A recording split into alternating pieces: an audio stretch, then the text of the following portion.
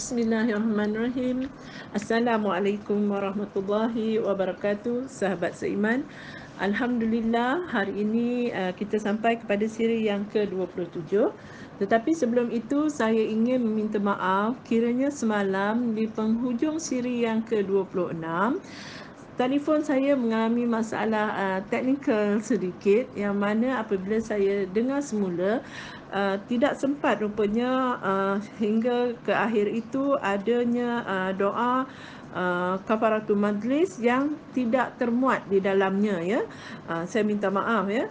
Sepatutnya doa itu memang saya baca, tetapi mungkin handphone saya mengalami masalah sedikit, yang mana sebenarnya membaca doa penebus dosa, iaitu kafaratul majlis, menjadi sunnah Nabi sallallahu alaihi wasallam, ya, yang mana apabila kita membacakannya di dalam ataupun di akhir mengakhiri sesuatu majlis pengucapan kita, maka sekiranya terdapat kekurangan atau keburukan, iaitu tersasul lisan contohnya dalam majlis tersebut, tersasul lisan seperti saya, mungkin kata-kata saya yang menyinggung perasaan sahabat, ataupun ada perkara-perkara yang lara, maka Allah akan menggugurkan dosa-dosa yang terdapat dalam majlis tersebut, ya.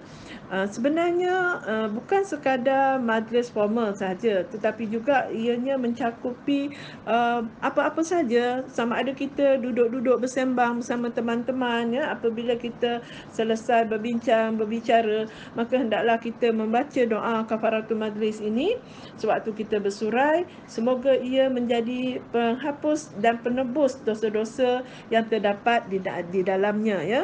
Jadi saya harap kita juga bolehlah mengambil pengajaran daripada kisah saya yang semalam technically-nya tidak termuat doa kafaratul majlis, supaya kita juga boleh mengamalkan sebenarnya membaca doa kafaratul majlis pada kehidupan kita seharian, ya, sekalipun kita sekadar berbincang bersama teman-teman ataupun saudara mara kita yang lain, ya. Okey, alhamdulillah hari ini kita sampai kepada hari yang kedua berpuasa, dan menjelang kepada waktu ini saya rasa kita mungkin sudah pun selesai menghabiskan bacaan zikir pagi kita, menunaikan solat sunat duha kita, ya. Dan yang lebih penting adalah kita mulakanlah program membaca Al-Quran secara progresif, ya, di dalam waktu yang kita banyak masa terluang ni, ya, untuk mencapai target sekurang-kurangnya sekali kita dapat khatam apabila berakhirnya Ramadan nanti.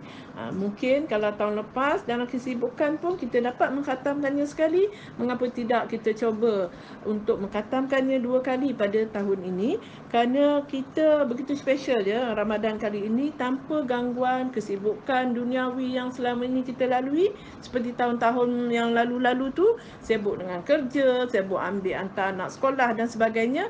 Tapi tahun ini alhamdulillah Allah memberikan kita kelapangan masa yang sangat banyak, dan hendaklah kita begitu menghargai dan memanfaatkan waktu yang Allah rezekikan kepada kita pada kali ini di dalam bulan Ramadan yang sangat-sangat berganda. Apa saja amalan soleh yang kita lakukan akan berganda-gandalah pahalanya, ya. Okey. Kalau kita fikirkan membaca Al-Quran di bulan Ramadan sangatlah sinonimnya dengan bulan Ramadan itu sendiri, di mana hadis-hadis yang mana Nabi SAW mengajar kita untuk memperbanyakkan membaca Al-Quran di dalam bulan Ramadan, ya. Yang mana kita ambil daripada hadis riwayat daripada Imam Ahmad, yang mana Nabi SAW mengatakannya, pada hari kiamat puasa akan memberikan syafaat kepada orang yang berpuasa, dan Rasulullah SAW juga mengatakan Al-Quran juga mempunyai syafaat untuk kita, ya, melalui hadisnya yang ini. Puasa dan Al-Quran keduanya memberi syafaat kepada seorang hamba. Puasa berkata, "Wahai Rabbku, aku telah mencegahnya dari makan dan minum di siang hari. Maka berikanlah keizinan untukku untuk mensyafaati mereka." orang yang berpuasa ini, ya. Dan Al-Quran berkata, wahai Rabbku, sesungguhnya aku telah mencegahnya dari tidur pada malam hari, maka berikanlah keizinan kepadaku untuk mensyafaatinya. Maka puasa dan Al-Quran itu mensyafaati hamba tersebut, ya. Di sini dapat kita fahamkan daripada hadis ini yang mana membaca Al-Quran itu lebihlah digalakkan untuk kita membacanya pada malam hari, di mana kita mengambil peluang untuk kita bersunyi-sunyi dengan Allah, ya. Bersunyi-sunyi, jadi pada waktu malam itu lebih dapat kita fokus tanpa adanya gangguan daripada mungkin anak-anak kita, ya. Okey. Dari ini kita dapat katakan bahawa saudara sahabat seimanku, marilah kita, ya, menggunakan ruang ini dengan bersungguh-sungguh, dan kita ditakdirkan Allah, alhamdulillah, hidup di zaman yang serba moden ini. Kita mempunyai kemudahan teknologi yang canggih daripada handphone masing-masing, kan. Dalam handphone ini macam-macam sebenarnya ilmu agama yang dapat kita raih di hujung jari saja. Sekalipun kita tak perlu keluar dari rumah, ya. Duduk dalam rumah saja pun berbagai-bagai program agama yang boleh kita dapatkan, ya. Sesungguhnya sebenarnya pun handphone yang canggih itu dia seperti pisau bagi kita. Kalau kita guna untuk kebaikan, maka kebaikanlah yang akan kita dapat. Begitulah juga sebaliknya, ya.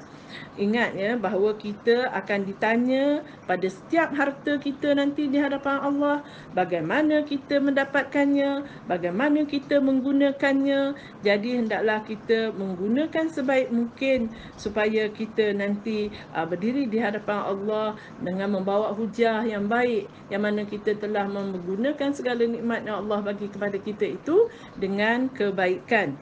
Dan semoga kita dijauhi daripada fitnah handphone yang sangat berleluasa pada hari ini, kerana melaluinya juga kita boleh meraih dosa-dosa percuma sahaja, ya, dengan di hujung jari juga, ya. Okey. So hari ini hari kedua, ya, berpuasa.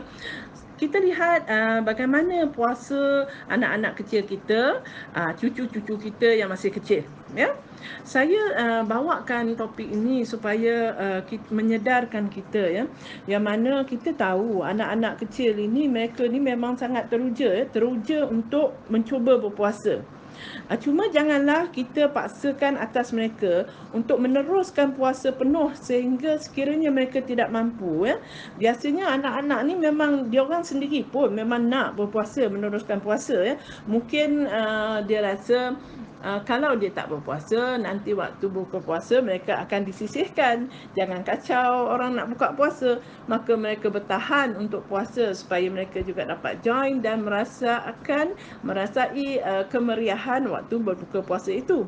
Atau ada juga ibu bapa, atuk nenek yang memberikan tawaran-tawaran istimewa kepada anak-anak kecil ataupun cucu-cucu mereka untuk sesiapa yang berjaya menghabiskan puasa selama sebulan, contohnya dengan hadiah yang agak lumayan dari segi keuangan, duit dan sebagainya, sebagai tambahan kepada amalan ataupun adat kita memberikan wang, ya, pada hari raya, kan.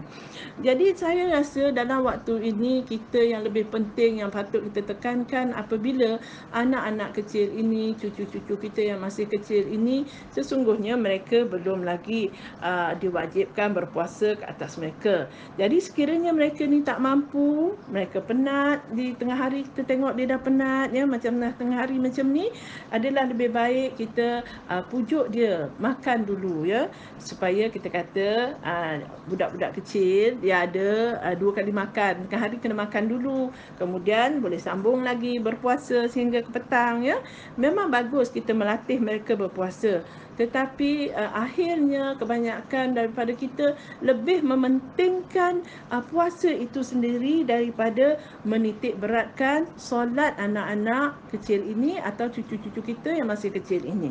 Jadi apa yang nak saya tekankan di sini adalah jauh lebih baik untuk kita mengambil berat tentang pelaksanaan solat anak-anak sedari usia yang kecil, ya, daripada usia yang kecil.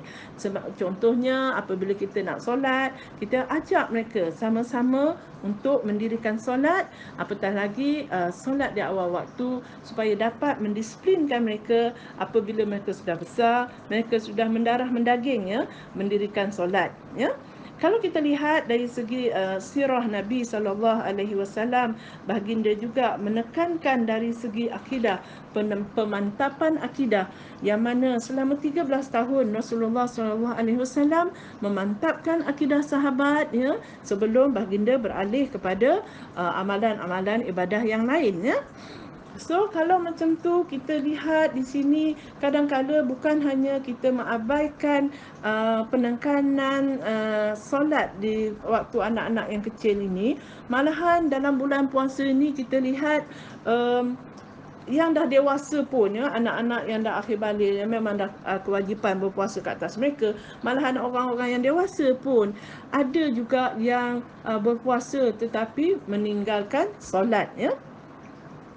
Yang mana kadang-kadang saya lihat ada ibu bapa yang sengaja tidak mengkejutkan anak-anak remaja mereka yang berpuasa, yang tertidur pada waktu zuhur, sehingga terkeluar habis waktu zuhur, sehingga masuk waktu asar, ataupun mereka hanya bangun apabila waktu menjelang maghrib, ya, nak buka puasa.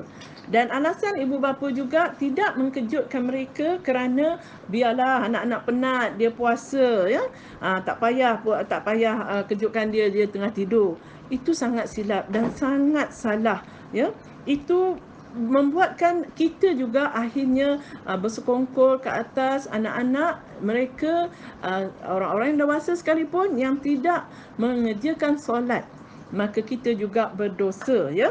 Namun janganlah pula kalau kita katakan pada mereka, kalau tak puasa, tak solat, tak ada gunanya, lebih baik kau jangan puasa. Itu bukan penyelesaiannya, ya. Malahan dah jadi jahil murakab lah pula, ya, kebodohan di atas kebodohan. Tetapi nasihatlah dengan baik dan nampakkanlah kepada mereka betapa besarnya dosa meninggalkan solat dan puasa mereka menjadi sia-sia sahaja, ya. Okey, kalau kita fikirkan dari segi solat, yang mana solat merupakan amalan yang pertama yang akan ditanya oleh Allah di akhirat nanti, ya, melalui hadis yang diriwayatkan oleh Abu Daud dan Imam At-Tirmizi dari Abu Hurairah radhiyallahu anhu, Nabi SAW bersabda, sesungguhnya amalan pertama seseorang hamba yang dihisap pada hari kiamat ialah solatnya, ya. Yang dimaksudkan di sini ialah hamba yang muslim dan amalan itu berkaitan dengan hak Allah, kan? Kalau berkaitan dengan hak sesama manusia, amalan ataupun apa yang akan dibicarakan pertama-tama di kalangan hamba sesama hamba adalah yang melibatkan kezaliman di kalangan hamba dan melibatkan pertumpahan darah sesama manusia. Itu di antara hak kita dengan hak sesama manusia. Tetapi hak kita, antara hak kita dengan Allah ke atas kita adalah solat. Maka hendaklah kita jangan sekali-kali mengabaikan solat dan mengambil remeh bagi anak-anak di bawah tanggungan kita, di bawah penyeliaan kita, sekiranya mereka puasa tetapi tidak menjalankan ibadah solat. Ya, saya harap kita semua akan tegas dalam perkara ini. Semoga kita semua berada dalam rahmat Allah, dapat menjalani ibadah puasa dengan jayanya, insya-Allah, ya. Saya akhiri dengan tasbih kafarah. Subhanakallahumma wa bihamdika asyhadu an la ilaha illa anta astaghfiruka wa atubu ilaik.